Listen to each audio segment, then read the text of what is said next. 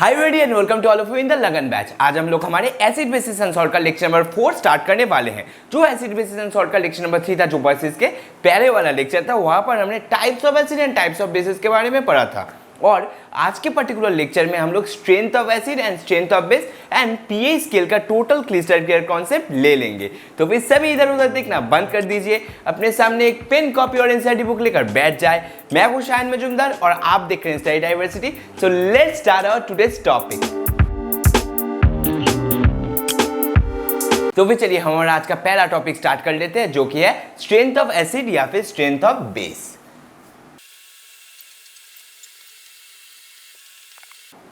आपको बस पहले लेक्चर में ही क्या बताया था, जो लेक्चर नंबर 3 था, वहां पर आपको क्या समझाया था, स्ट्रॉन्ग एसिड या फिर स्ट्रॉन्ग बेस को हम लोग कैसे डिफरेंशिएट करेंगे।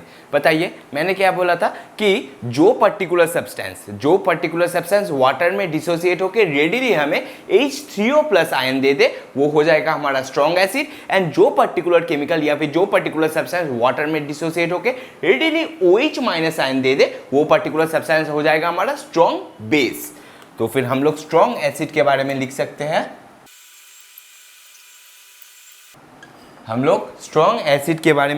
हैं, the substance which dissociate in water to give H3O+ ion.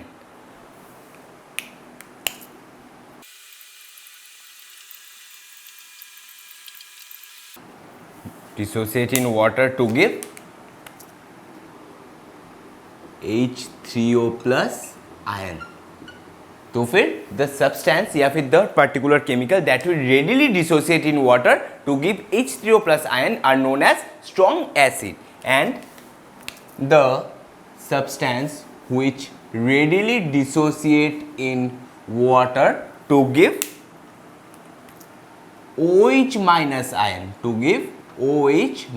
Ion will be called a strong base। देखिए यहाँ पर मैंने थोड़ा चोरबाजी कर दिया, मैंने ये सेम स्टेटमेंट यहाँ पर कॉपी हुआ है कि the substance which readily dissociate in water to give OH- ion is a strong base. अभी आप मुझे एक चीज बताइए, अगर हम एक पर्टिकुलर सोल्यूशन में उसका OH- कॉन्सेंट्रेशन और उसका H3O+ कॉन्सेंट्रेशन डिटरमाइन कर सके, तब हम उसका एसिडिक या फिर बेसिक स्ट्रेंथ भी डिटरमाइन कर सकते हैं। मैं बोलना चाह रहा हूं कि अगर हम एक पर्टिकुलर सॉल्यूशन पकड़ लीजिए, उसका हम लोग OH- concentration and H3O+ concentration, ये दोनों चीज हम लोग उस पर्टिकुलर सॉल्यूशन का डिटरमाइन कर सकते हैं। हमारे पास ऐसा कोई स्केल आ गया या फिर ऐसा कोई इंस्ट्रूमेंट आ गया जिसके हेल्प से हम उसका OH- concentration and H3O+ concentration determine कर पा रहे हैं।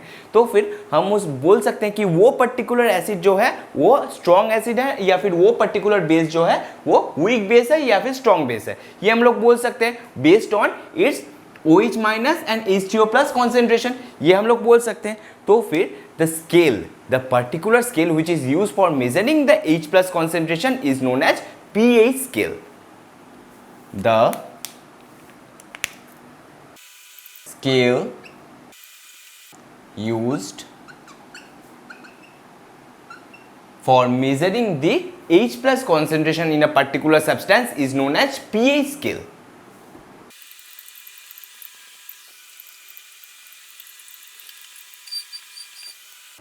Is for measuring the H+ ion concentration. तो फिर ये डिफिनेशन मैं और एक बार रिपीट कर देता हूँ, the scale which is use for determining या फिर use for measuring the H+ ion concentration in a particular substance is known as pH scale. अभी देखिए यहाँ पर हम लोग pH स्केल में H+ आयन कॉन्सेंट्रेशन को ही मेजर करते हैं। मैंने पहले क्या बोला था, मैंने बोला था कि पहले हम लोग H3O+ या फिर OH- कॉन्सेंट्रेशन दोनों को ही मेजर कर सकते हैं, पर यूनिवर्सली एक्सेप्टेड जो है वो हमारा है H+ concentration.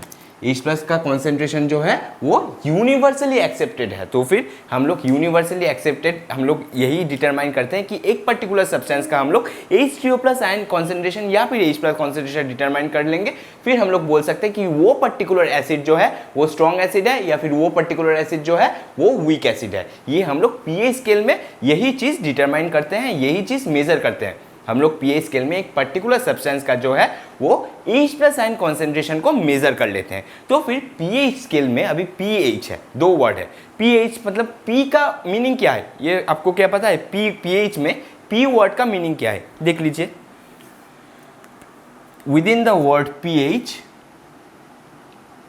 P stands for potens, stands for potens.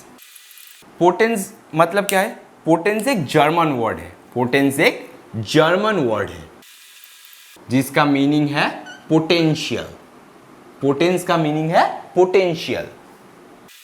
तो फिर हम लोग pH के मतलब pH का तो फिर टोटल मीनिंग क्या होगा? pH का मीनिंग हो जाएगा potential of H plus ion. pH जो टोटल वर्ड है pH, तो फिर pH stands for potential of H plus ion. तो फिर pH स्केल में हम लोग एक पर्टिकुलर सब्सटेंस में H प्लस आयन का पोटेंशियल या फिर H प्लस आयन का कॉन्सेंट्रेशन को मेजर कर लेते हैं ताकि हम लोग बोल सके कि वो पर्टिकुलर चीज जो है या फिर वो पर्टिकुलर सब्सटेंस जो है वो स्ट्रॉन्ग एसिड है एंड ये पर्टिकुलर एसिड जो है ये वीक एसिड है. ये हम लोग pH स्केल के कॉन्सेंट्रेशन के हिसाब से ही या फिर H प्लस आयन के कॉन्सेंट्रेशन के हिसाब से ही बोल सकते हैं. चलिए pH स्केल आपके लिए एक थोड़ा सा ड्रॉ कर देता तो फिर आपको समझने में आसानी हो जाएगा. रुकिए, अभी मैं एक pH स्केल को ड्रॉ कर देता हूं.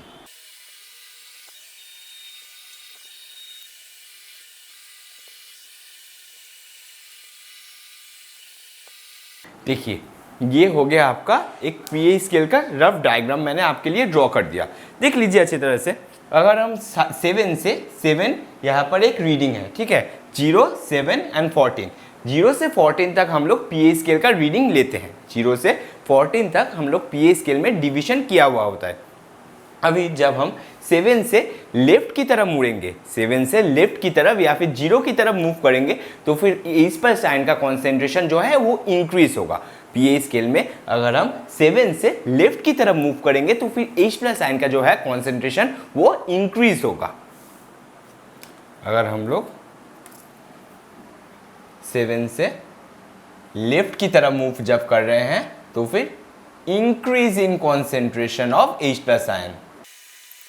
एंड जब हम 7 से राइट की तरफ मूव कर रहे हैं या फिर 7 से हम लोग 14 की तरफ 14 के टूवर्ड्स मूव कर रहे हैं या फिर 7 से जब हम लोग राइट की तरफ मूव कर रहे हैं तब हम लोग बोल सकते हैं decrease in concentration of H plus ion. तब हम लोग बोलेंगे here we can see decrease in concentration of H plus ion. Here we can see decrease in concentration of H plus ion. अभी आप लोग एक चीज बोलिए, अगर H प्लस आयन का कॉन्सेंट्रेशन इंक्रीज हो जाए, अगर यहाँ पर H प्लस आयन का जो कॉन्सेंट्रेशन है वो इंक्रीज हो जाए तो फिर एसिडिक स्ट्रेंथ क्या होगा? तो फिर एसिड का स्ट्रेंथ क्या होगा? तो फिर यहाँ पर हम लोग बोल सकते हैं इंक्रीज इन एसिडिक स्ट्रेंथ, क्योंकि यहाँ पर H प्लस आयन का कॉन्सेंट्रेशन इंक्रीज हो रहा है तो फिर एसिड का स्ट्रेंथ भी इंक्रीज होगा. तो फिर हम लोग यहाँ पर लिखेंगे इंक्रीज इन एसिडिक स्ट्रेंथ.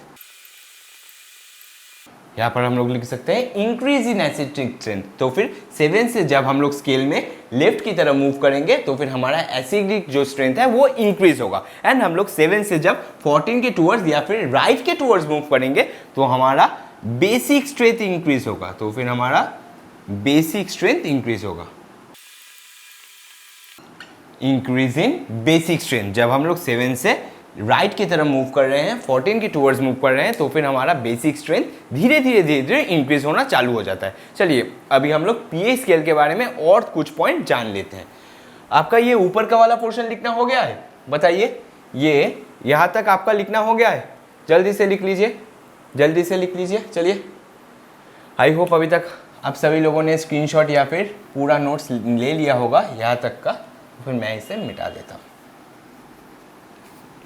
अभी हम लोग pH स्केल के बारे में 2-4 बातें कर लेंगे. हम लोग जान लेंगे pH स्केल में हम एक्चुअली में रीडिंग कैसे लेते हैं. चलिए देखिए, हम लोग pH स्केल के बारे में पहले पॉइंट में ही लिख सकते हैं कि pH स्केल में कितना डिविजन्स रहता है. pH स्केल में कितना डिविजन्स रहता है. pH स्केल में मैंने अभी अभी बोला कि 0 to 14 तक डिविजन्स रहता है. pH स्केल में हमारा 0 to 14 तक डिवीजन रहेगा. अभी किसी का अगर pH लेस देन 7 हो, अगर किसी सब्सटेंस या फिर किसी भी केमिकल का pH हमारा लेस देन 7 हो, तो फिर हम उसे एसिडिक घोषित कर सकते हैं, तो फिर हम उसे एसिडिक सब्सटेंस बोल सकते हैं। किसी सब्सटेंस का pH अगर लेस देन 7 हो, तो फिर हम उसे एसिडिक बोल सकते हैं।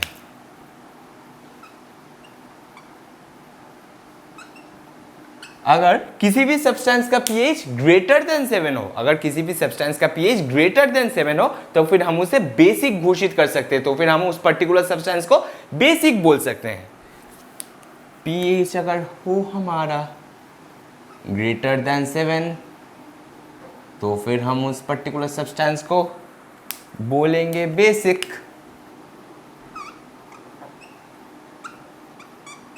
एंड अगर किसी भी सब्सटेंस का pH इक्वल टू 7 हो, अगर किसी भी सब्सटेंस का pH इक्वल टू 7 हो, तो फिर हम उस पर्टिकुलर सब्सटेंस को न्यूट्रल बोलेंगे, तो फिर हम उस पर्टिकुलर सब्सटेंस को बोलेंगे neutral. pH equal to 7, then हम बोलेंगे उसे न्यूट्रल, पर्टिकुलर सब्सटेंस को न्यूट्रल बोल देंगे।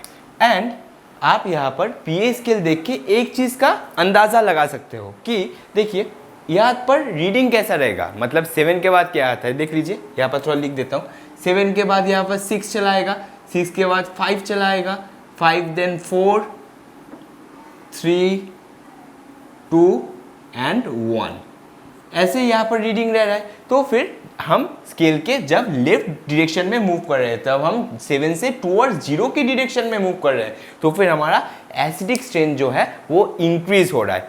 तो फिर हम इसे बोल सकते हैं कि strength of acid is inversely proportional to the pH reading. Strength of acid is inversely proportional to the pH reading, क्योंकि देखिए pH रीडिंग जितना कम होगा हमारा pH स्केल में हमारा रीडिंग जितना कम आएगा, उतना ही स्ट्रॉन्ग एसिड होता जाएगा, उतना ही स्ट्रॉन्ग एसिड होता जाएगा। तो फिर pH स्केल में जितना हमारा रीडिंग कम हो रहा है, उतना ही हमारा स्ट्रॉन्ग एसिड हो रहा है। इसलिए हम लोग बोल सकते हैं कि strength of acid is inversely proportional to the pH scale, is inversely proportional to the reading in the pH scale. And strength of base क्या होगा, अब बताइए स्ट्रेंथ ऑफ बेस क्या होगा। अगर देखिए, अगर यहाँ पर 7 के बाद मुझे रीडिंग लिखना है, तो फिर हम लोग लिख सकते हैं 8 9 10 11 12 13, ऐसे करके हम लोग रीडिंग लिख सकते हैं। तो फिर हम जब 7 से राइट की तरफ मूव कर रहे हैं, हम जब 7 से टुवर्ड्स 14 की डायरेक्शन में मूव कर रहे हैं, टुवर्ड्स राइट की डायरेक्शन में मूव कर रहे हैं, तो फिर हम बोल सकते हैं कि बेसिक स्ट्रेंथ इंक्रीज हो रहा है। तो फिर देखिए pH स्केल का रीडिंग जब इंक्रीज होगा, जब pH स्केल का रीडिंग हमारा जैसे जैसे इंक्रीज हो रहा है, तब हमारा बेसिक स्ट्रेंथ इंक्रीज हो रहा है। तो फिर हम इसे बोल सकते हैं कि strength of base is directly proportional to the reading in the pH scale. हम लोग बोलेंगे strength of base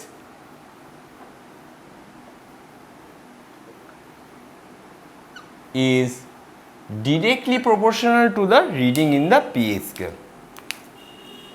pH scale का रीडिंग जैसा जैसा बढ़ेगा, हमारा बेस का स्ट्रेंथ उतना बढ़ जाएगा। तो फिर चलिए इतना सारा आप पहले जल्दी से लिख लीजिए, फिर हम लोग हमारे नेक्स्ट टॉपिक की तरफ मूव ऑन कर लेंगे। इसको पहले जल्दी से लिख लीजिए।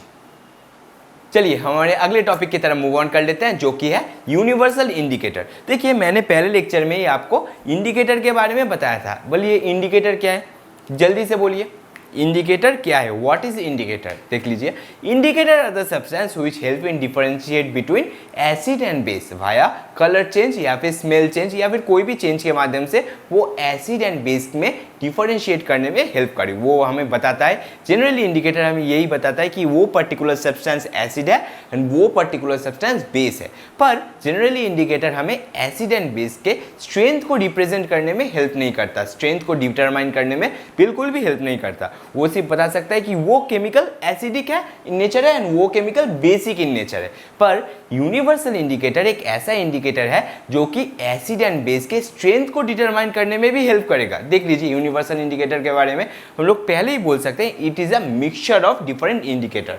ये एक डिफरेंट इंडिकेटर का मिक्सचर होता है, it is a mixture of different indicator, ये डिफरेंट इंडिकेटर्स का मिक्सचर होता है। फिर हम लोग बोल सकते हैं it help in determination, it gives different colour, it gives different color in different concentration of H plus ion, it gives different color in different concentration of H plus ion, because of which, due to which we can determine the pH of a particular substance। अगर हमें intern हमें pH पता चल गया तो फिर हमें उस पर्टिकुलर सब्सटेंस का एसिडिक या फिर बेसिक स्ट्रेंथ भी पता चल जाएगा। मैं ये पॉइंट चलिए और एक बार रिपीट कर देता हूँ, देख लीजिए। It gives different color at different concentration of H plus ion in the solution, which in turn help in determination of pH of a particular substance। And अगर आपको भी पता है, ये अब तक आपको भी पता है, मुझे भी पता है कि अगर हमें किसी भी सब्सटेंस का pH पता चल गया तो फिर हम बोल सकते हैं कि वो पर्टिकुलर सब्सटेंस स्ट्रॉन्ग एसिड है एंड वो पर्टिकुलर सब्सटेंस वीक एसिड है, उसका एसिडिक या फिर बेसिक स्ट्रेंथ भी हम लोग डिटरमाइन कर सकते हैं। तो फिर यूनिवर्सल इंडिकेटर में एक्चुअली में क्या होता है, वो वेरियस पीएच के अकॉर्डिंगली वेरियस कलर को चेंज कर लेता है, वेरियस पीएच के कॉरस्पॉन्डिंगली वो वेरियस कलर को रिप्रेजेंट करता है या फिर शो करता है।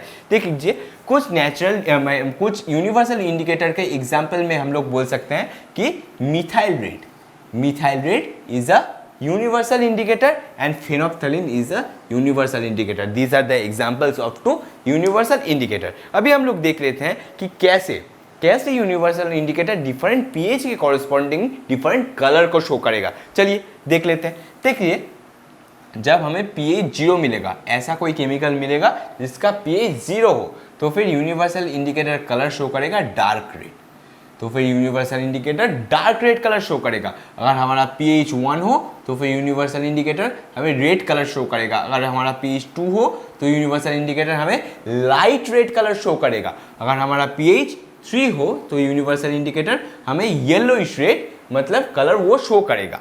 अगर हमारा pH 4 हो तो universal indicator orange colour show करेगा। अगर 5 हो तो येलो शो करेगा। अगर 6 हो तो फिर लाइट ग्रीन शो करेगा। अगर 7 हो तो फिर ग्रीन शो करेगा। अगर 8 हो तो फिर डार्क ग्रीन शो करेगा। अगर 9 हो तो फिर लाइट ब्लू शो करेगा। अगर 10 हो तो फिर स्काई ब्लू शो करता है। एंड 11 में ये इंडिको कलर शो करेगा, 11 में इंडिको कलर शो करता है। एंड 12 अगर हमारा pH हो जाए तो universal indicator violet colour show करेगा। 13 में ब्लू कलर शो करता है एंड 14 में डार्क ब्लू कलर शो करता है। तो फिर ये हो गया हमारा डिफरेंट pH में कैसे यूनिवर्सल इंडिकेटर हमारा डिफरेंट कॉरस्पॉन्डिंग कलर शो करता है। ये चीज़ आप थोड़ा याद कर लेंगे, इसको जल्दी से स्क्रीनशॉट उठा के इसको प्रॉपर याद कर लेंगे, क्योंकि आपको ऐसे क्वेश्चन में पूछ ही सकता है कि एक पर्टिकुलर सब्सटेंस है, एक पर्टिकुलर हमारा केमिकल ए है, हमारे पास एक केमिकल ए है एंड केमिकल ए का यूनिवर्सल इंडिकेटर हमें देने से केमिकल ए हमारा एक रेड कलर शो कर रहा है, हमारा केमिकल ए रेड कलर शो कर रहा है। एंड केमिकल एक बी है, एक केमिकल हमारे पास बी है एंड केमिकल बी हमारा ब्लू कलर शो कर रहा है। यूनिवर्सल इंडिकेटर देने से ये दोनों केमिकल ए और बी, ये दोनों केमिकल ये दोनों कलर शो कर रहे हैं। तो फिर आपको पूछ सकता है कि इन दोनों का केमिकल नेचर क्या होगा, कौन सा एसिडिक होगा या फिर कौन सा बेसिक होगा, ये आपसे पूछ सकता है। तो फिर आपको तो पता ही होगा, जो हमारा रेड वाला होगा वो एसिडिक इन नेचर होगा एंड बी वाला जो होगा that will be basic in nature. क्योंकि आप देख ही सकते हैं कि बी का मतलब बी का ब्लू आ रहा है, बी का जो कलर यूनिवर्सल इंडिकेटर दे रहा है हमारा वो ब्लू कलर दे रहा है। तो फिर ब्लू कलर कौन सा पीएच में शो करता है, 13 and 13 is a nearly basic pH. And हमारा मैंने पहले का केमिकल का कलर बोला red, chemical a universal indicator में रेड कलर शो करता है। तो फिर रेड कलर कौन सा, देखिए कॉरस्पॉन्डिंग पीएच शो करता है, ये पीएच जब हमारा 1 होगा तो फिर universal indicator red colour show करता है, तो फिर उसका केमिकल नेचर एसिडिक हो जाएगा। इसी तरह से आपको क्वेश्चन के फॉर्म में बहुत कॉम्प्लेक्स वे से पूछ सकते हैं, इसीलिए ये चीज़ आप थोड़ा याद कर लीजिए। सुबह उठ के अगर आप एक बार इसको देख लो, 10 दिन तक सुबह उठ के अगर आप रोज एक बार इसको देख लो तो ये आपको इजीली याद हो जाएगा। चलिए आप इसे जल्दी से लिख लीजिए, फिर हम हमारे नेक्स्ट टॉपिक की तरफ मूव ऑन कर लेंगे। इसको जल्दी से लिखिए। चलिए अभी हम लोग पीए स्केल के रिलेटेड 2-3 क्वेश्चन कर लेते हैं, तो फिर आपका पीए स्केल का पूरा कॉन्सेप्ट भी क्लियर हो जाएगा। चलिए अभी हम लोग 4-5 केमिकल को ले लेंगे, 4-5 केमिकल सब्सटेंस ले लेंगे। पहले ही हम लोग लेंगे गैस्ट्रिक जूस को। गैस्ट्रिक जूस में क्या रहता है? गैस्ट्रिक जूस में ACl प्रेजेंट रहता है। आपका गैस्ट्रिक जूस ले लिए। गैस्ट्रिक जूस का पीएच क्या है? गैस्ट्रिक जूस का पीएच सपोज है 1.2। फिर हमने लिया लेमन जूस, फिर हमने लेमन जूस लिया। लेमन जूस का पीएच कितना होता है? लेमन जूस का पीएच सपोज ले लीजिए 2.2, लेमन जूस का 2.2। फिर हम लोग लेंगे pure water, pure water. Pure water का पीएच कितना है? प्योर वाटर का पीएच सपोज है 7.4, प्योर वाटर का पीएच सपोज है 7.4। फिर हम लोग लेंगे ब्लड, आपका खून ही ले लिया, आपका खून ले लिया मैंने। तुम मुझे खून दो, मैं तुम्हें पीएच का मैथ सिखा दूंगा या फिर पीएच का सारा कॉन्सेप्ट सिखा दूंगा। चलिए हमारा ब्लड का पीएच भी है 7.4। फिर हम लोग लेंगे magnesium hydroxide, magnesium hydroxide. Magnesium hydroxide को हम लोग मिल्क ऑफ मैग्नीशिया भी बोलते हैं। मैग्नीशियम हाइड्रोक्साइड को हम लोग मिल्क ऑफ मैग्नीशिया भी बोल सकते हैं। इसका केमिकल फॉर्मूला क्या है? इसका केमिकल फॉर्मूला है MgOH2। इसका केमिकल फॉर्मूला है MgOH2। अभी इसका पीएच सपोज है 10, इसका पीएच हमने 10 ले लिया। एंड हम लोग सोडियम हाइड्रोक्साइड ले लिए, एक सॉल्यूशन ऑफ सोडियम हाइड्रोक्साइड ले लिए। इसका पीएच सपोज ले लिए 14, इसका पीएच हम लोग 14 ले लिए, concentrated solution of sodium hydroxide. इसका नंबरिंग कर देते हैं। ये हमारे पास टोटल 6 हम लोग सॉल्यूशन ले लिए। अभी आपके लिए पहला जो क्वेश्चन है वो है इन सभी सॉल्यूशंस में, इन सभी सॉल्यूशंस में सबसे ज़्यादा एसिडिक सॉल्यूशन कौन सा है? चलिए कमेंट कीजिए जल्दी से। इन सभी सॉल्यूशन, ये जो आप देख सक रहे हो, इन सभी 6 सॉल्यूशंस में से सबसे ज़्यादा एसिडिक सॉल्यूशन कौन सा है? किसका नेचर सबसे ज़्यादा एसिडिक होगा? चलिए बताइए। आपका समय शुरू होता है अभी। चलिए आई होप अभी तक आप लोगों ने कमेंट भी सही कर दिया होगे। देखिए जो हमारा गैस्ट्रिक जूस है उसका पीएच सबसे कम है, उसका पीएच 1.2 है, वो सबसे कम पीएच है, मतलब उसमें सबसे ज़्यादा H+ आयन प्रोड्यूस हो रहा है। सबसे कम पीएच मतलब क्या है? सबसे ज़्यादा H+ आयन प्रोड्यूस हो रहा है, क्योंकि strength of acid is inversely proportional to the pH. मैंने ये पहले ही बोला आपको, strength of acid is inversely proportional to the pH. इसीलिए हमारा जो गैस्ट्रिक जूस हो जाएगा it will be the most acidic. हमारा जो गैस्ट्रिक जूस हो जाएगा it will be the most acidic. फिर सेकेंड क्वेश्चन है व्हिच सॉल्यूशन या फिर which chemical substance have a pH close to the neutral one? Which chemical substance have a pH very close to the neutral pH? बोलिए जल्दी से बोलिए। मैं और एक बार आपके लिए क्वेश्चन रिपीट कर देता हूँ। Which chemical substance have a pH very close to the chemical या फिर neutral pH? Which chemical substance have a pH very close to the neutral pH? चलिए बोलिए। आई होप अभी तक आप लोगों ने कमेंट में आंसर दे दिया होगा। देखिए जो हमारा ब्लड का पीएच है एंड प्योर वाटर का पीएच है that is very close to the neutral pH, that is 7.4। Neutral pH कितना होता है? न्यूट्रल पीएच 7 होता है। तो फिर ब्लड का पीएच एंड प्योर वाटर जो आप ड्रिंकिंग वाटर जो आप पीते हो उसका पीएच कितना है? 7.4 है। It is they both are very close to neutral pH. अभी एक क्वेश्चन देता हूं और एक, चलिए देख लीजिए। सपोज आपको 1 मोलर सॉल्यूशन ऑफ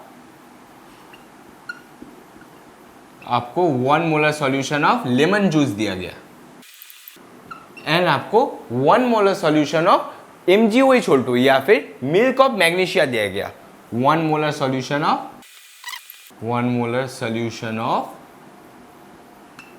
MgOH2 या फिर मैग्नीशियम हाइड्रोक्साइड।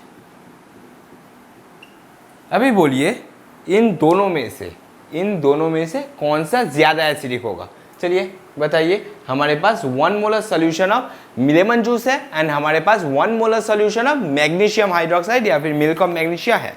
इन दोनों में से कौन सा ज़्यादा एसिडिक होगा? चलिए बताइए, जल्दी से बताइए। आई होप अभी तक आप लोगों ने कमेंट भी कर दिया होगा। तो फिर देख लीजिए, हमारा जो 1 molar solution of lemon juice है, हमारा जो 1 molar solution of lemon juice है उसका पीएच कितना है? 2.2। उसका पीएच 2.2 है। तो फिर this will produce more H plus ion,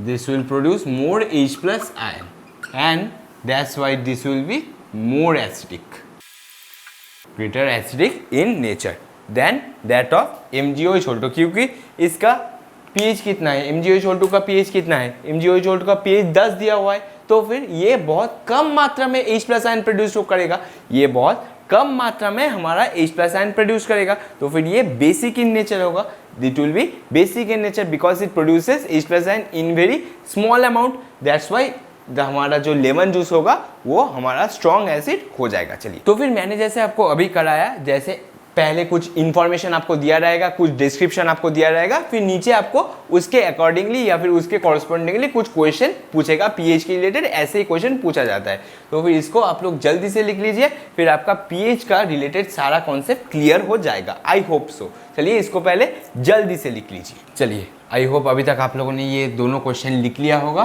तो फिर मैं इसे मिटा देता हूं।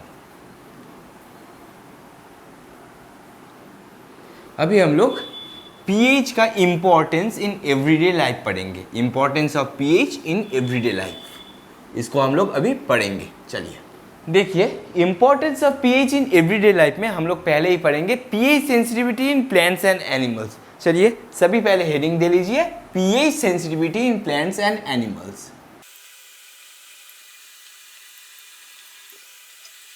देख लीजिए, pH sensitivity in plants and animals में हम लोग पहले ही बोल सकते हैं कि हमारा जो ह्यूमन बॉडी है या फिर कोई भी एनिमल का जो बॉडी है वो एक पर्टिकुलर रेंज ऑफ पीएच में वर्कआउट करता है। वो एक पर्टिकुलर रेंज ऑफ पीएच में वर्क करता है that is close to the neutral pH that ranges from 7 to 7.8। तो फिर बॉडी वर्क्स, हम लोग लिख सकते हैं body works at pH range of 7 to 7.8। pH ranges from 7 to 7.8। यही होता है हमारा बॉडी का ऑप्टिमम पीएच। ऑप्टिमम पीएच मतलब इसी पीएच रेंज में 7 to 7.8, इसी पीएच रेंज में ब्लड में सारे ट्रांसपोर्ट के mechanism such as transport of signals, transport of nutrients from different part of the body, transport of stimulus, ये सारी चीज़ें ब्लड में इसी पीएच पे ऑप्टिमली परफॉर्म किया जाता है या फिर बेस्ट वे में परफॉर्म किया जा सकता है। इसीलिए ये पीएच हमारा बॉडी के सर्वाइवल के लिए बहुत इंपॉर्टेंट हो जाता है। अभी अगर इस पीएच को घटा के, अगर आपके बॉडी में ये पीएच ब्लड का घटा के हम लोग 2 या फिर 3 कर दे तो फिर आपका ब्लड का पीएच एसिडिक हो जाएगा। तो फिर आपका ब्लड का पीएच एसिडिक हो जाएगा तो फिर क्या होगा, आपके सर्वाइवल में ही डिफिकल्टी हो जाएगा एंड आपका राम नाम सत्य होने में ज़्यादा टाइम नहीं लगेगा, यही होगा। तो फिर हम लोग बोल सकते हैं this particular range of pH is important, is very important for the survival of organisms. This range of pH is very important for the survival of organisms.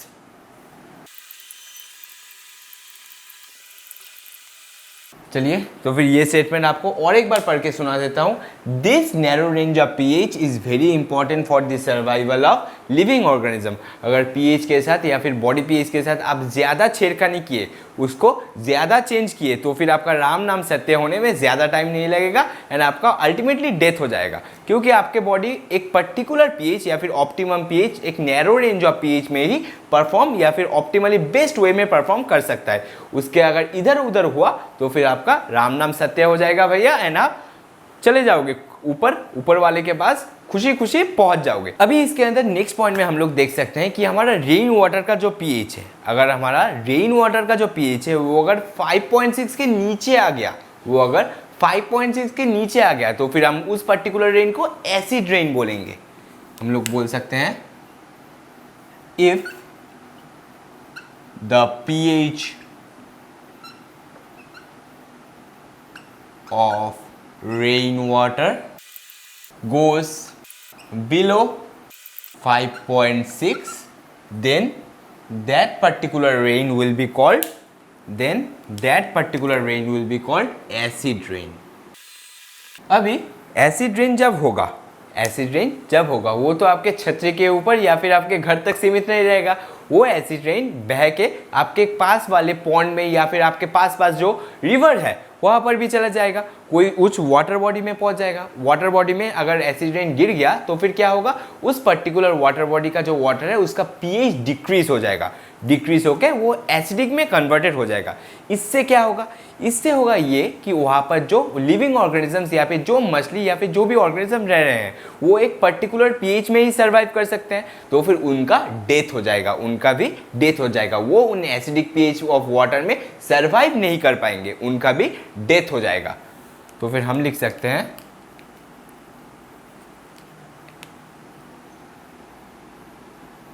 Acid rain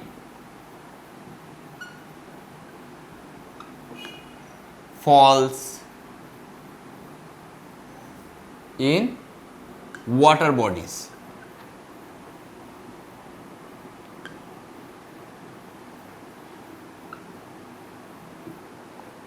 then क्या होगा, देन हमारा जो fish है जहां पर वो रहते हैं उनका वहां पर पीएच डिक्रीज होगा. PH of water body, water will decrease. pH of water अगर डिक्रीज हो गया तो फिर water will become acidic in nature. तो फिर वहाँ का water will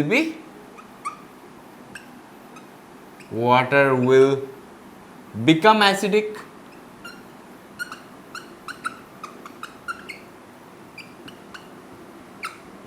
वहाँ का वाटर भी एसिडिक में कन्वर्टेड हो जाएगा, एसिडिक नेचर का हो जाएगा. And this will cause death of the living organism surviving या फिर living organism which lives there. This will cause death of fishes and other organisms. This will cause death of fish and other organisms which are living there. तो फिर आप इतना पहले जल्दी से लिख लीजिए, फिर हम हमारे नेक्स्ट टॉपिक की तरफ मूव ऑन कर जाएंगे. इसको पहले जल्दी से लिख लीजिए. चलिए आई होप अभी तक आप लोगों ने ये सारा चीज़ें लिख लिया होगा. तो फिर मैं इसे मिटा देता हूँ. तो फिर आई होप कि आपने एसिड रेन का कॉन्सेप्ट समझ लिया होगा और समझ लिया होगा कि एसिड रेन की वजह से कैसे हमारा वाटर बॉडीज में जो फिशेस रह रहे हैं एंड अदर ऑर्गेनिजम्स रह रहे हैं वो हैम्पर्ड होता है. उनका जो लाइफ है, उनका जो लिविंग स्टाइल है वो हैम्पर्ड होता है एसिड रेन की वजह से. आपके एनसीईआरटी बुक में और एक चीज़ भी दिया हुआ है कि वेनस का जो एटमॉस्फेयर है, जो प्लैनेट वेनस है उसका जो एटमॉस्फेयर है वो वाइटिश येलो क्लाउड्स के द्वारा सराउंडेड होता है. तो फिर वो येलो क्लाउड किसका होता है, वो येलो क्लाउड बना होता है सल्फ्यूरिक एसिड का. अभी सोचिए अगर आपको मैं उस एटमॉस्फेयर में छोड़ के आऊँ, हम लोग उस एटमॉस्फेयर में छोड़ के आए तो फिर आपका राम नाम सत्य होने में ज़्यादा टाइम नहीं लगेगा. वहाँ पर कोई भी लिविंग ऑर्गेनिज्म नहीं रह पाएगा. उतने एसिडिक कंडीशन में, उतने लो पीएच में कोई भी लिविंग ऑर्गेनिज्म सर्वाइव ही नहीं कर पाएगा. इसीलिए अर्थ एक ऑप्टिमल मतलब एटमॉस्फेयर प्रोवाइड करता है ताकि हम लोग सभी लिविंग ऑर्गेनिज्म खुशी खुशी अर्थ में रह सके. चलिए अभी हम लोग हमारे नेक्स्ट टॉपिक में पढ़ेंगे पीएच ऑफ सॉइल. देखिए जिस प्रकार से हमने पढ़ा कि आपके ब्लड का भी एक पर्टिकुलर पीएच है, आपका ब्लड का भी एक स्पेसिफिक पीएच है for the performance of optimal functions of your body. फिर हमने पढ़ा वाटर बॉडीज में वाटर का भी एक पर्टिकुलर पीएच होता है for the survival of living organism and fishes which are living there. फिर उसी प्रकार से हमारे सॉइल का भी एक पर्टिकुलर पीएच होता है, एक पर्टिकुलर रेंज ऑफ पीएच होता है for the healthy growth of plants which are living there. तो फिर हम लोग लिख सकते हैं plants requires a specific range of pH for their healthy growth. Plant require a specific range of pH for their healthy growth. Plant भी ऐसे खूब एसिडिक सॉइल में ग्रो नहीं कर पाएंगे, बहुत सारा बेसिक सॉइल में भी ग्रो नहीं कर पाएंगे, उनका भी एक ऑप्टिमल पीएच रेंज रहता है.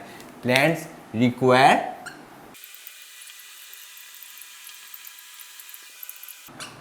Require a optimum range of pH for their healthy growth.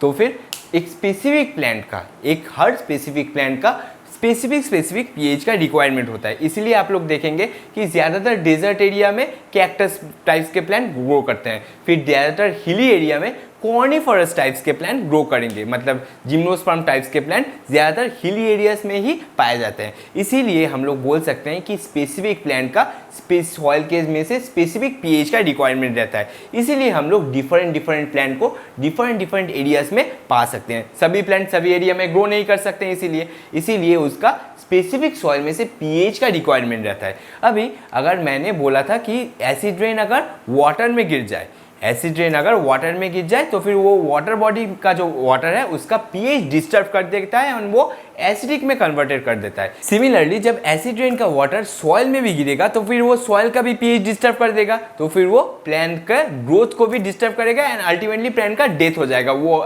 वैसे सॉइल में ग्रो भी नहीं कर पाएगा. तो फिर हम लोग बोल सकते हैं कि when acidic rainwater falls on soil, then वो क्या करेगा, then वो soil का pH डिक्रीज कर देगा. It will decrease the pH of the soil. then वो soil का pH जो है उसे डिक्रीज कर देगा. अगर soil का pH डिक्रीज हो गया भैया, अगर सॉइल का पीएच भैया डिक्रीज हो गया, then soil will be acidic in nature, soil will become acidic in nature, soil भैया will become acidic in nature. इसीलिए फार्मर लोग क्या करते हैं, इसीलिए फार्मर लोग थोड़ा बेसिक सब्सटेंस को स्प्रिंकल कर देते हैं, थोड़ा बेसिक सब्सटेंस सॉइल में छिड़क देते हैं या फिर यूनिफॉर्मली डिस्ट्रीब्यूट कर देते हैं, ताकि एसिडिक का नेचर या फिर एसिडिक नेचर ऑफ सॉइल थोड़ा डिक्रीज हो सके, ताकि एसिडिक नेचर ऑफ सॉइल थोड़ा डिक्रीज हो सके. तो फिर फार्मर लोग क्या करेंगे, फार्मर लोग थोड़ा mild amount of basic substance sprinkle कर देंगे या फिर छिटा देंगे. Farmers sprinkle out mild basis in order to neutralize the effect of acid rain, in order to neutralize the effect of acid rain. अभी बेस भी कौन सा स्प्रिंकल कर सकते हैं, बेस वो लोग स्प्रिंकल करते हैं मैग्नीशियम हाइड्रोक्साइड या फिर कैल्शियम हाइड्रोजन कार्बोनेट. बेस वो लोग स्प्रिंकल कर सकते हैं मैग्नीशियम हाइड्रोक्साइड या फिर सोडियम हाइड्रोजन कार्बोनेट, नहीं सॉरी कैल्शियम हाइड्रोजन कार्बोनेट, गलत बोला थोड़ा, calcium hydrogen carbonate. Calcium hydrogen carbonate are the bases which are sprinkled by the farmers in order to reduce the acidicness of acid rain. चलिए, तो फिर ये चीज़ आपको अच्छी तरह से समझ आ गया कि पीएच का सॉइल के ऊपर क्या इम्पैक्ट रहता है, पीएच का सॉइल के ऊपर क्या इम्पैक्ट रहता है. चलिए इसको पहले आप जल्दी से लिख लीजिए, फिर हम लोग नेक्स्ट टॉपिक की तरफ मूव ऑन करेंगे. जल्दी से लिखिए. चलिए, आई होप अभी तक आप लोगों ने ये सारा चीज़ें नोट डाउन कर लिया होगा एंड आपको effect of pH on soil भी समझ आ गया होगा. अभी हम लोग पढ़ेंगे pH of our digestive system. सभी तो फिर हेडिंग दे लीजिए जल्दी से, pH of our digestive system. चलिए तो फिर सभी हेडिंग दे लीजिए पीएच ऑफ डाइजेस्टिव सिस्टम. हम सभी को पता है कि our stomach produces HCl, our stomach produces the acid HCl. Stomach produces HCl. HCl stomach क्यों प्रोड्यूस करता है? For the breakdown of food, for the breakdown of food particles in the stomach, for the digestion of food particle, for the digestion of food particle. तो फिर ये तो एक normal process है कि आपका स्टोमक ACL प्रोड्यूस किया, आपका स्टोमक कोई भी एसिड प्रोड्यूस किया, and that is responsible for the digestion of food particles that you eat, या फिर that you have taken in, that particle is digested by the acid produce by the stomach. ये तो एक normal process है। तो फिर समस्या कब आता है? हम लोग तो यहाँ पर समस्या का समाधान करने आए हैं। तो फिर समस्या कब आता है? समस्या तब आता है जब आप ज़रूरत से ज़्यादा खा लो, जब आप ओवर ईटिंग कर लो, या फिर कुछ ऐसा खाना खा लो that is difficult to digest. तभी क्या करेगा? तब उस पर्टिकुलर खाना को डाइजेस्ट करने के लिए आपका स्टोमक ज़्यादा अमाउंट ऑफ ACL प्रोड्यूस करेगा। तब उस पर्टिकुलर खाना को डाइजेस्ट करने के लिए ही आपका स्टोमक ज़्यादा अमाउंट में ACL सीक्रेट करेगा। देन उस पर्टिकुलर मेडिकल कंडीशन को हम लोग इंडाइजेशन बोल सकते हैं। देन उस पर्टिकुलर मेडिकल कंडीशन को हम लोग इंडाइजेशन बोलेंगे। ड्यूरिंग इंडाइजेशन, इंडाइजेशन कब होगा मैंने बोला? बोलिए अभी। इंडाइजेशन मैंने बोला ओवर ईटिंग के कारण हो सकता है, ओवर ईटिंग के कारण हो सकता है, एंड हो सकता है food which are difficult to digest. आप अगर ऐसा कुछ खाना खा लिए that is difficult to digest, आप अगर ऐसा कुछ खा लिए which is difficult to digest, then that causes indigestion. चलिए, इंडाइजेशन के दौरान क्या होता है? Stomach produces more acid, stomach produces more acid. ये क्या करेगा? ओवरऑल स्टोमक का जो pH है या फिर ओवरऑल स्टोमक का जो कंडीशन है वो एसिडिक कन्वर्ट कर देगा। ये क्या करवाएगा? pH of the stomach decreases and the condition become acidic, condition become acidic, pH of the stomach decreases and overall condition become acidic। इससे क्या होता है? इससे आपका इरिटेशन एंड पेट दर्द जो है, स्टोमक एक पेन जो है वो हो जाता है। this causes irritation of stomach wall and abdominal pain होता है। अभी इसका तो एक सोल्यूशन निकालना पड़ेगा, अभी इसका एक सोल्यूशन निकालना पड़ेगा। मैंने पूरा लेक्चर के स्टार्टिंग में, मतलब जो एसिड बेस एंड सॉल्ट का लेक्चर नंबर 1 था, वहाँ पर ही चैप्टर स्टार्ट करने से पहले ही बोल दिया था कि आप अगर रात में मूली के पराठे खा लो, तो फिर पेल के पूरा एकदम मस्त पेल के मूली के पराठे खा लो, देन आपके पेट में irritation and stomach abdominal pain start हो गया। देन आप अपने मम्मी के पास जाते हो, मम्मी क्या देती है? कौन से ग्रुप ऑफ मेडिसिन देती है? मम्मी देती है एंटासिड। तो फिर हम भी यहाँ पर एंटासिड ले लेंगे for their relief.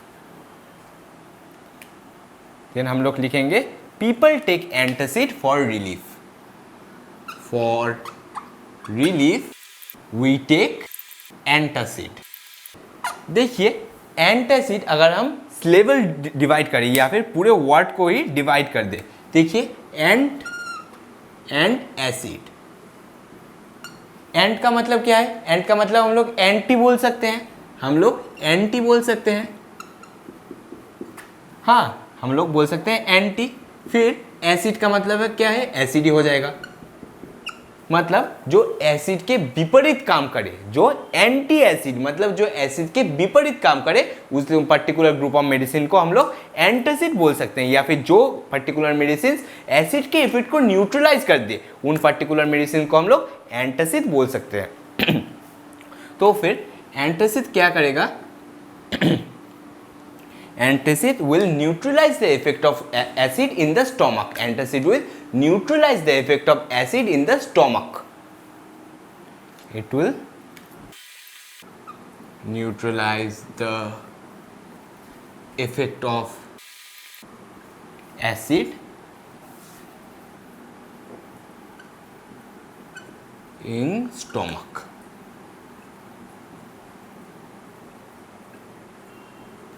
It will neutralize the effect of acid in the stomach. फिर क्या होगा? फिर आपका जो पेन है, जो इरिटेशन है, स्टोमक का जो एसिडिक इन्वायरमेंट क्रिएट हुआ था वो डिक्रीज हो जाएगा या फिर वो न्यूट्रलाइज हो जाएगा, खत्म हो जाएगा। फिर आपका पेन एंड जो इरिटेशन है स्टोमक का वो भी दूर हो जाएगा। तो फिर आप अगर पूरा चंगा हो गए एंड आप पूरा पेन एंड इरिटेशन से रिलीफ भी आपको मिल गया। अभी एक एंटासिड का हमें एग्जाम्पल पढ़ना है। एक एंटासिड का हम लोग एग्जाम्पल लिख सकते हैं magnesium hydroxide. Magnesium hydroxide is a mild base which is used in making antacid. Magnesium hydroxide, that is MgOH2। इसको हम लोग मिल्क ऑफ मैग्नीशिया भी बोल सकते हैं, इसको हम लोग मिल्क ऑफ मैग्नीशिया भी बोल सकते हैं। It is used in making antacid, it is used in making antacid. चलिए, तो फिर आपका स्टोमक का जो पीएच है या फिर pH in the digestive system, ये भी आपका पूरा का पूरा क्लियर हो गया। चलिए, इसको पहले जल्दी से लिख लीजिए, फिर हम हमारे नेक्स्ट टॉपिक की तरफ मूव ऑन कर लेंगे। इसको जल्दी से लिख लीजिए। चलिए, आई होप अभी तक आप लोगों ने ये सारा चीज़ें लिख लिया होगा, तो फिर मैं इसे मिटा देता हूँ। चलिए, हम हमारे नेक्स्ट टॉपिक की तरफ मूव ऑन कर लेते हैं, जो कि है change in pH causes tooth decay. Change in pH causes tooth decay.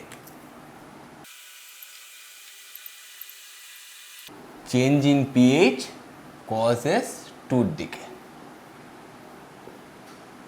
अभी आपका टूथ डीके कब स्टार्ट होता है? टूथ डीके आपका कब स्टार्ट होता है? जब आपका माउथ का पीएच लेस देन 5.5 पहुंच जाए। जब आपका माउथ का पीएच लेस देन 5.5 पहुंच जाए तो आपका टूथ डीके स्टार्ट हो जाता है। When tooth decay start, when pH of mouth become less than 5.5। when the pH of mouth, जब आपका माउथ का pH 5.5 से नीचे चला जाएगा तब आपका टूथ डीके जो है वो स्टार्ट हो जाएगा। चलिए, अभी आपका जो एनामल है, आपका जो टूथ का एनामल है, टूथ एनामल मतलब टूथ का जो दांत का ऊपरी सरफेस होता है, जो टॉप मोस्ट लेयर होता है, उसको हम लोग एनामल कहते हैं। That is made up of calcium hydroxyapatite. That is made up of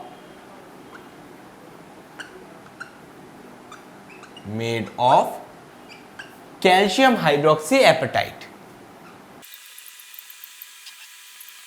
calcium hydroxyapatite. अभी कैल्शियम हाइड्रोक्सी एपेटाइट जो है, that is crystalline form of calcium phosphate। that is crystalline form of calcium phosphate। that is crystalline form of calcium phosphate। अभी मतलब आपको समझ आ गया कि जो हमारा कैल्शियम हाइड्रोक्सी एपेटाइट है, जो एनामल जिससे बना होता है, तो फिर उसका केमिकल कंपोजिशन क्या है? Calcium hydroxyapatite is a crystalline form of calcium phosphate. It is a crystalline form of calcium phosphate।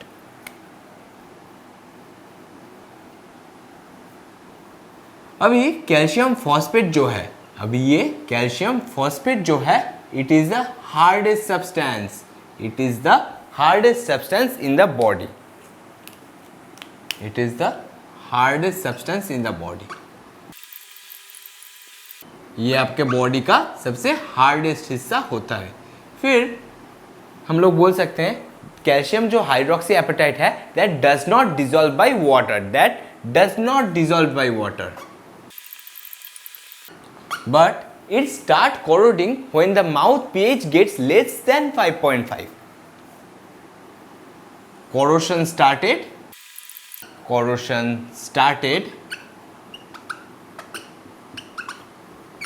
when the pH of mouth brings less than 5.5। अभी भैया आप तब से बताए जा रहे हो कि माउथ में pH लेस देन 5.5 पहुंच जा रहा है, माउथ में एक एसिडिक pH या फिर एक एसिडिक एनवायरनमेंट तैयार हो रहा है, तो फिर ये भैया हो कैसे रहा है? अच्छी तरह से सुन लीजिए। आप अगर रात में मिठाई खा के सो जाओ, या फिर कोई भी खाना खा के सो जाओ एंड रात को ब्रश ना करो, तो फिर क्या होगा? तो फिर आपके दांत में बैक्टीरिया आ जाएगा, आपके दांत में बैक्टीरिया पैदा हो जाएगा। वो बैक्टीरिया क्या करेगा? आपके दांत के बगल में, आपके सपोज ये दोनों दांत है, ये दोनों दांत के बगल में आपका अगर बैक्टीरिया आ गया, तो फिर वो बैक्टीरिया उस दांत के बगल में या फिर दांत के मिडिल में जो फूड जमा हुआ है, जो फूड जमा हुआ है उसको खाना शुरू कर देगा, वो उसको खाना शुरू कर देगा एंड खाने के समय वो फूड को डिसॉल्व करेगा वाया एसिड। वो एक एसिड प्रोड्यूस करेगा एंड वो फूड को ब्रेक डाउन करना स्टार्ट करेगा। उसी के लिए ही, उसी वजह से ही आपका जो माउथ का ओवरऑल पीएच है वो एसिडिक चला जाता है। उसी वजह से ही आपका माउथ का जो ओवरऑल पीएच है वो एसिडिक चला जाता है। चलिए ये चीज़ मैं आपको और एक बार रिपीट कर देता हूँ। आपने शायद रात में, आपके आलस के कारण ही ये हो सकता है, आपने रात में मिठाई खाया या फिर कोई भी अच्छा खाना खाया पर ब्रश नहीं किए, तो फिर क्या होगा, आपके दांत के बगल में थोड़ा थोड़ा खाना फूड स्टोर्ड हुआ है, थोड़ा थोड़ा खाना अनवॉश्ड फूड जो है वो स्टोर्ड हुआ है। उसी अनवॉश्ड फूड के बगल में पैदा हो जाता है हमारा बैक्टीरिया आ जाता है। वो बैक्टीरिया क्या करता है, उसी फूड का ब्रेक डाउन करना स्टार्ट कर देता है। वो बैक्टीरिया उसी फूड का ब्रेक डाउन करना स्टार्ट कर देता है। अभी फूड के ब्रेक डाउन के टाइम में बैक्टीरिया एसिड को रिलीज करता है। उसी फूड के ब्रेक डाउन के टाइम में बैक्टीरिया एसिड को रिलीज करता है। उसी एसिड की वजह से ही आपके पूरे माउथ का ओवरऑल पीएच डिक्रीज होके 5.5 के नीचे चला जाता है। चलिए तो फिर हम लोग लिख सकते हैं कि यू ईट या फिर आफ्टर ईटिंग स्वीट्स या फिर फूड या फिर कोई भी food,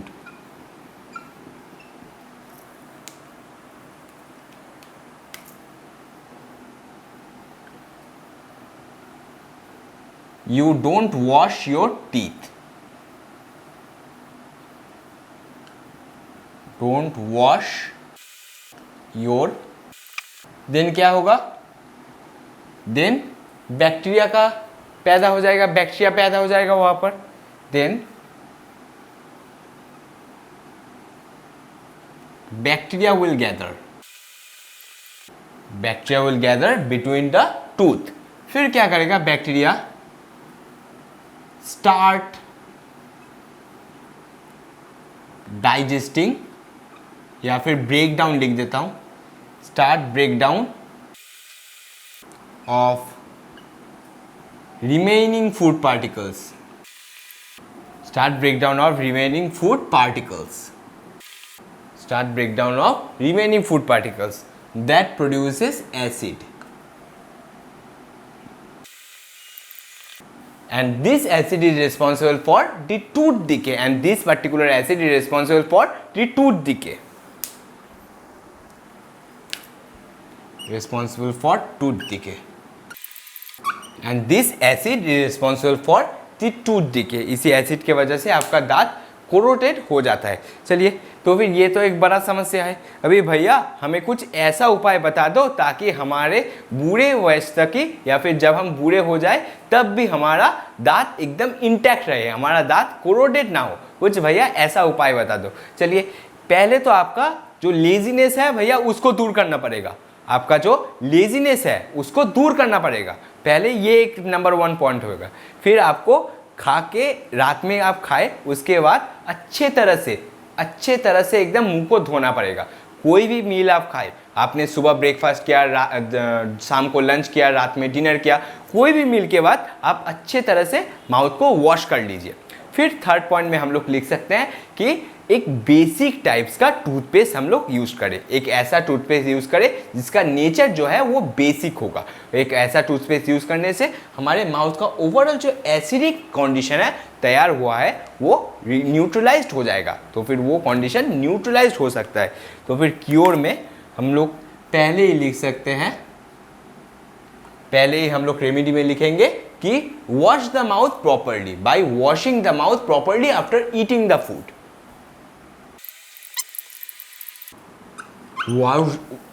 wash the mouth properly after eating the food। Second point में हम लोग लिख सकते हैं by using a toothpaste which is basic in nature,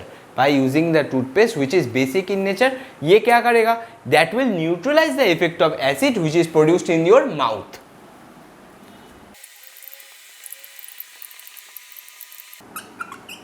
by using a toothpaste which is basic in nature, ये क्या करेगा, that will neutralize the effect of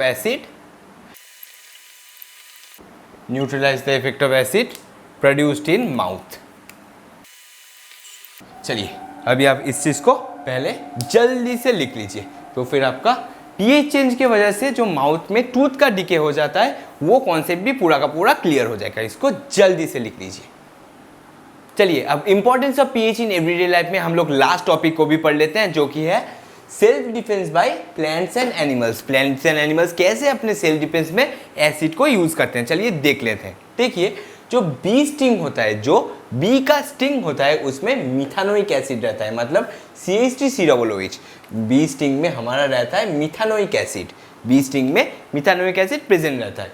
फिर हमारा जो एंड का स्टिंग है, जब हमारा जो चींटी जो डंक मारता है, जो चींटी डंक मारता है उसमें फॉर्मिक एसिड प्रेजेंट रहेगा एंड मिथानोइक एसिड प्रेजेंट रहेगा। उसमें रहेगा formic acid and methanoic acid present रहेगा। फॉर्मिक एसिड मतलब HCOOH एंड मिथानोइक एसिड मतलब CH3COOH। अगर आपका एक दिन आपको सुबह सुबह मधुमक्खी आके डंक मार दिया, आपको एक दिन सुबह सुबह मधुमक्खी आके डंक मार दिया, आप दौड़ के रोते रोते मम्मी के पास जाओगे।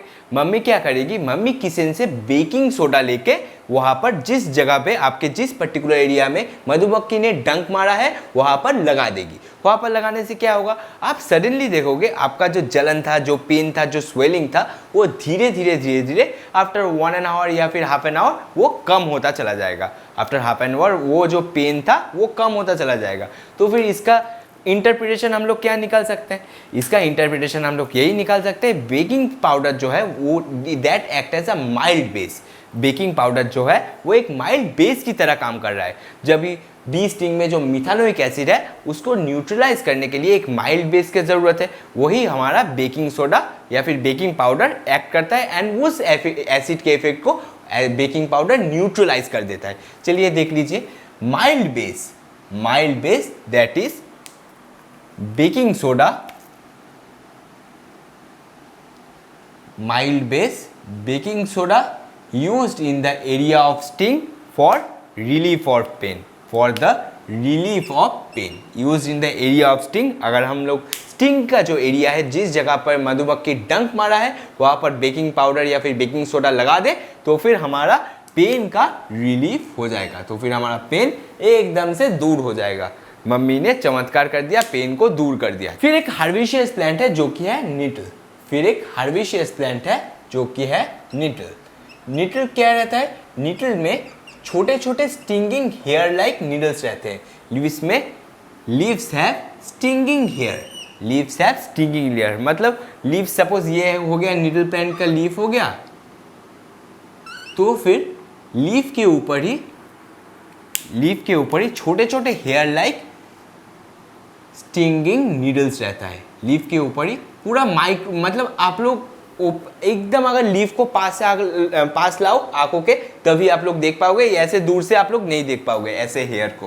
तो फिर ऐसे हेयर लाइक नीडल्स प्रेजेंट रहता है। उन्हीं हेयर लाइक नीडल से वो लोग मिथानोइक एसिड को सीक्रेट कर देते हैं।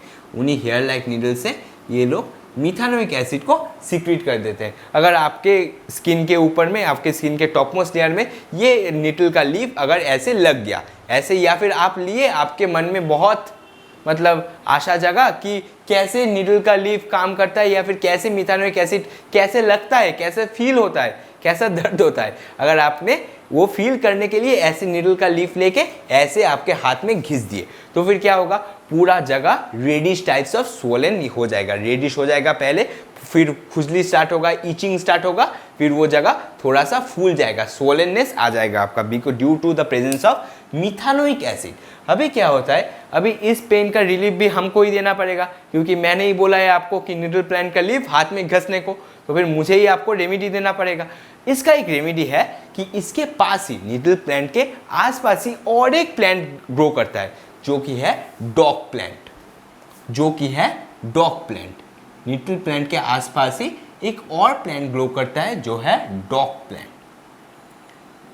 प्लांट ग्रो करता है निडल प्लांट से आसपास ही। डॉग प्लांट क्या करता है, उसके लीफ में से माइल्ड बेस को रिलीज करता है। डॉग प्लांट के लीफ में एक माइल्ड बेस प्रेजेंट रहता है। अगर हम निडल प्लांट का लीफ पहले घस लिए, फिर हमने देखा बाबू भैया यहाँ पर तो पूरा लाल हो गया, इचिंग भी स्टार्ट हो गया, भैया अभी हम क्या करें, अभी आप लोग क्या करोगे, आप लोग डॉग प्लांट का लीफ फाड़ लोगे, आप लोग डॉट प्लांट का लीफ फाड़ के वहां पर फिर से घिस दोगे, तो फिर वो क्या करेगा, due to the presence of mild base that will neutralise the effect of acid present there, वो मिथानोइक एसिड जो प्रेजेंट रहता है हमारे निटल प्लांट में उसके इफेक्ट को न्यूट्रलाइज कर देगा, उसके इफेक्ट को एकदम डिक्रीज कर देगा। बिकॉज ऑफ दिस हमारा जो पेन है, हमें जो दर्द मिला वो दर्द कम हो जाएगा। हमारा जो पेन है, हमारा जो हाथ का पेन है, मैं दिल की दर्द की बात नहीं कर रहा हूँ, आपका ब्रेकअप हुआ है, आपका दिल में बहुत दर्द है, मैं उसकी बात नहीं कर रहा हूँ, मैं हाथ का पेन जो आपने हाथ में घिसा था वो पेन जरूर दूर हो जाएगा। आप अगर डॉग प्लांट का पत्ता आप लेके ऐसे फिर उसी जगह पे घिस दो तो फिर आपका हाथ का पेन दूर हो जाएगा।